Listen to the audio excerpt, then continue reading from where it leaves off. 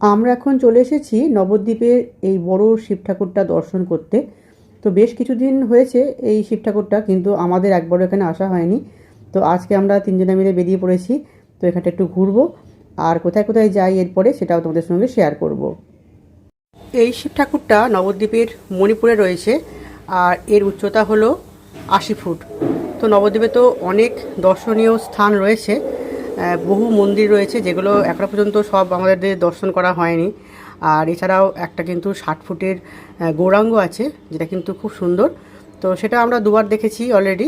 তো সেই জন্য এবারে আর ওটাতে গেলাম না। তো আর এটা তো নতুনই বলতে পারো, এটা বেশ কিছুদিন হয়েছে। তো এখানে আমাদের আসা হয়নি এর আগে।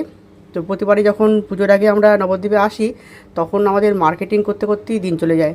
একটু যে এদিক ওদিক ঘোরাঘুরি করব, তো সেটা তো আর হয়ে ওঠে না। তো এই জন্য এবারে হাতে একটু টাইম পেয়েছিলাম, তো ওই জন্য তিনজনে মিলে বেরিয়ে পড়েছিলাম। আর দেখো এই জায়গাটা ভীষণ সুন্দর। তো সুন্দর সুন্দর গাছ, ফুল গাছ দিয়ে একদম সাজানো। সামনের জায়গাটা কিন্তু বেশ বড়ই আছে।